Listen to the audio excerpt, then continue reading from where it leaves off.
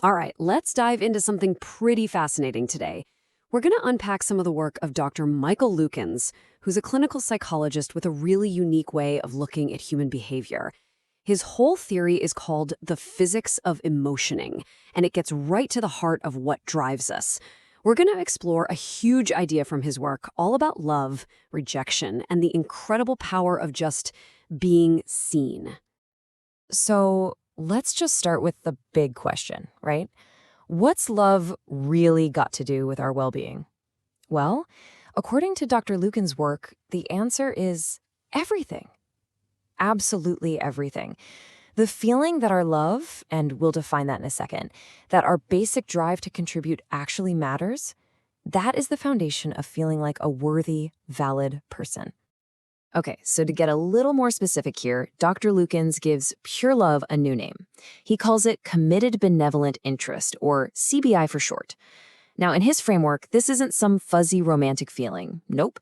He sees it as an innate biological drive we're all born with. It's our drive to contribute, to care for things, and to look after the world and the people in it. It's actually the bedrock of our moral development. So let's really dig into this idea of what true love is. It's time to look beyond just feelings and see it as this fundamental, built-in drive. This breaks it down perfectly. You see, CBI is an active thing. It's a commitment. It's having this wellspring of goodwill inside you and this powerful need to give back, to contribute, to care. The goal, as Dr. Lukens so beautifully puts it, is basically putting a smile on the face of the world. And as a side effect, that tends to put one in our own hearts too. But what happens when that beautiful, natural drive to give a damn runs smack into a brick wall? Well, this is where so much of our pain really starts. This is the wound of rejection. Think about the boogeyman you imagined as a kid. That feeling represents all the parts of the world that feel cold and unwelcoming. And if that darkness could talk, this is exactly what it would whisper. It's the voice of rejection, of abuse, of indifference. And it tells us that our most fundamental part, our love, isn't welcome. And the fallout from hearing that message over and over, it's just devastating.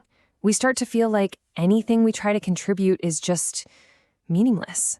And that feeling spirals into this deep shame, this profound sadness, and can lead to a lifetime of frustration. Eventually, you might even start to believe that your most natural impulse, to be loving, is actually a liability, a weakness. So what do? It's only natural. We do exactly what that Beatles song says. We learn to hide our love away. It's a defense mechanism. We build these walls around our true nature just to protect ourselves from getting hurt like that again. Okay, but here's where the story turns. This is the hopeful part. There is a powerful, powerful antidote to this deep wound. And it's way simpler than you might think. It is the healing power of acknowledgement. I love this metaphor from Dr. Lukens. He says that when someone genuinely sees and acknowledges your contribution, it feels like a chiropractic mental adjustment. You know that feeling when something's been out of whack for so long, and then there's this one moment, a click, and everything just slides back into its proper alignment? That's what this does for our sense of self. This is the battle right here. On one side, you have that destructive voice of the boogeyman saying your contribution is pointless, your love is a liability, you're not wanted. But then, on the other side, you have the healer's message. Your contribution is valued. Your existence matters. You have a place here. And that one simple, honest message has the power to change everything. So what's actually happening on a psychological level when we finally get that healing message?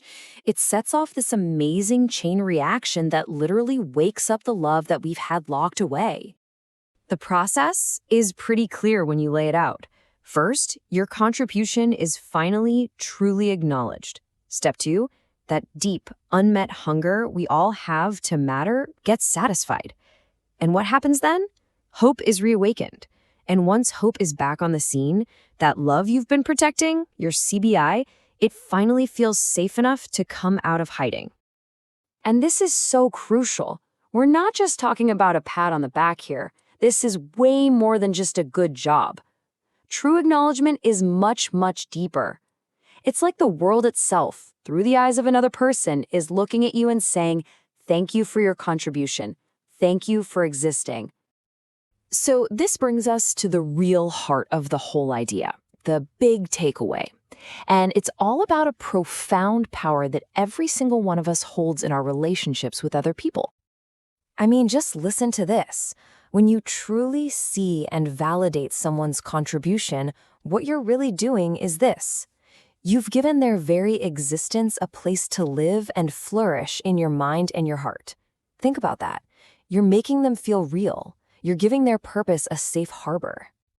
And that, right there, is the ultimate gift.